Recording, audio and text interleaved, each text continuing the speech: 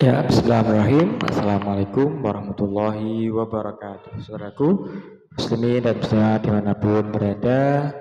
Alhamdulillah, wassalatu wassalamu ala rasulillah amma ba'dah. Kembali kita ngaji tentang hadis Nabi Muhammad SAW, yakni tentang manasik haji. Hadis yang ke-8 menyambung hadis sebelumnya, yakni tentang keutamaan sholat di Masjid Nabawi. Hadis yang ke-7, bahasanya siapa-siapa yang sholat di masjidnya Rasulullah SAW ini khairun min alfi sholatin fi masiwah, lebih baik daripada sholat, lebih baik 1000 kali daripada sholat di masjid selain Masjidil Haram. Ya.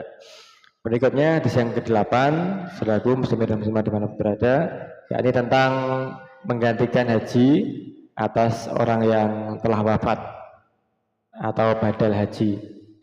Bagaimana tata caranya? Bolehkah kita menggantikan badal haji sementara kita belum berhaji? Atau siapakah yang perlu kita badal hajikan? Apakah semua orang yang sudah meninggal dunia perlu kita badal hajikan, keluarga kita, ayah kita, ibu kita, mungkin kakek nenek kita, atau hanya orang-orang tertentu? Baik, mari kita simak hadis dari Ibnu Abbas.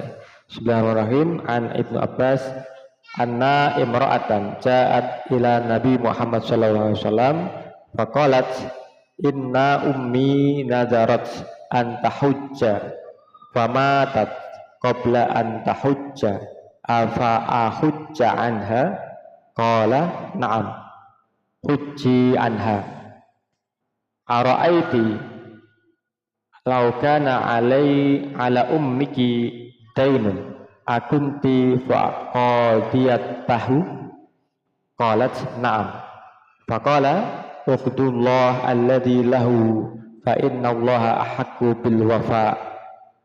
Artinya diriwayatkan dari Ibnu Abbas bahwasanya seorang wanita menemui Nabi Muhammad SAW, kemudian wanita tersebut berkata, ibuku bernazar untuk haji, namun ia meninggal sebelum sempat berhaji. Ya Rasul, bolehkah aku menggantikan hajinya? Beliau menjawab, ya, berhajilah engkau untuk menggantikannya. Kemudian beliau menambahkan, sekiranya ibumu memiliki hutang, bukankah engkau akan melunasinya? Dia menjawab, ya. Beliau bersabda, penuhilah hutang kepada Allah, sebab Allah lebih berhak untuk dilunasi hutangnya. Baik, saudaraku muslimin dan muslimat yang berbahagia, apa yang bisa kita petik hikmah dari hadis ini? Pertama, bahasanya nazar untuk ibadah haji ini adalah hutang yang perlu dibayarkan oleh ahli waris. Ya, ibuku bernazar untuk beribadah haji, namun beliau meninggal sebelum beliau melaksanakan nazarnya tersebut. Maka putrinya putrinya seorang ibu tadi, imra'atan tadi, wajib membayarkan nazar untuk berhaji dalam rangka sebagai pengganti atau membayarkan hutang haji ibunya. Nah, menggantikan haji orang yang sudah meninggal dunia ini ibaratnya membayarkan hutang kepada atas orang yang berhutang nazar ketika orang tersebut sudah meninggal dunia. Ya. Berikutnya yang kedua, hutang kepada Allah ini lebih berhak untuk dilunasi. Hutang kepada Allah contohnya yang paling mudah kita temukan yakni tadi nazar haji, ini ibaratnya berhutang kepada Allah Subhanahu wa taala. Nah, siapa yang melunasinya? Ini siapa? Ahli warisnya, putrinya imra'atan tadi, huji. Beliau Rasulullah SAW memerintahkan huji anha, maka hajilah engkau untuk ibumu, begitu. Nah, sama halnya ketika orang bernazar untuk ibadah yang lain.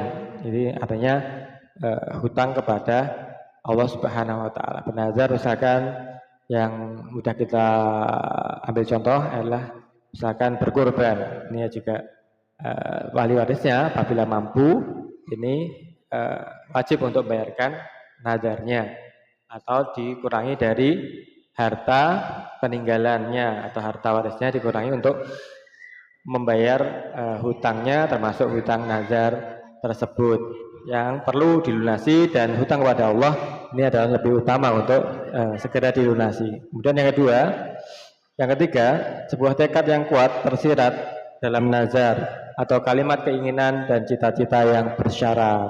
Ya, nazar ini adalah kalimat cita-cita yang biasanya bersyarat. Misalkan, apabila saya lulus ujian, maka saya akan syukuran dengan menyembelih seekor kambing. Nah, kalimat bersyarat ini perlu dibayarkan apabila memang benar-benar diberikan karunia lulus, maka menyembelih seekor kambing sebagai syukuran ini adalah nazar, harus dibayarkan. Yang keempat, bahwasanya di antara kewajiban ahli waris anak keturunan untuk membayarkan hutang ibadah juga melanjutkan cita-cita kebaikan orang tuanya yang telah meninggal, sehingga ini menjadi penjelas bagi kita sekalian bahwasanya anak soleh ini menjadi amal jariah orang tuanya. Jadi investasi akhirat, investasi dunia orang tua, yakni waladin solihin yad'ullah, anak soleh yang mau melanjutkan cita-cita, mau mendoakan apa yang menjadi doa permohonan dari orang tuanya. Nah, bagaimana pertanyaan berikutnya? Apakah seorang yang membadalkan haji ini harus berhaji terlebih dahulu? Orang yang menghentikan haji orang tuanya seperti imra'atan tadi harus berhaji terlebih dahulu. Ya, menurut mazhab Imam Syafi'i dan Imam Hambali ini seorang yang membadalkan haji hendaknya dia berhaji terlebih dahulu. Seperti hadis riwayat Ibnu Abbas, sungguhnya Nabi sallallahu alaihi wasallam mendengar seorang laki-laki baca talbiyah, labbaik min syubrumah. Ya. Beliau kemudian bertanya, siapa itu syubrumah? Laki-laki itu menjawab, saudara dan kerabatku. Lalu bertanya lagi, apakah kamu sudah berhaji untuk dirimu sendiri? Orang itu menjawab, belum. Lalu Nabi bersabda, berhajilah untuk dirimu sendiri, kemudian baru haji untuk syubrumah. Hadis riwayat Abu Dawud, Daruqutni, Baihaqi, dalam sanad sahih. Ya, saudaraku muslimin dan muslimat manapun berada, jadi azar haji keluarga kita yang sudah meninggal ini wajib kita bayarkan apabila kita mampu. Kemudian syaratnya kita harus terlebih dahulu berhaji. Kemudian nazar atau hutang kepada Allah ini ahadku ayyuqdo, ya, ini lebih berhak untuk segera kita lunaskan sebagai harta peninggalan. Apabila ada nazar tentang ibadah, maka ini perlu didahulukan. Saudaraku muslimin dan muslimat di mana berada, selamat menunaikan nazar keluarga kita yang bernazar ibadah haji dan umroh. Semoga Allah mudahkan dengan rezeki yang halal, rezeki yang berkah. Amin ya rabbal alamin. Lebih dahulu kita berhaji atau berumrah terlebih dahulu, baru membadalkan keluarga kita yang bernazar. Terima kasih, semoga bermanfaat. Assalamualaikum warahmatullahi wabarakatuh.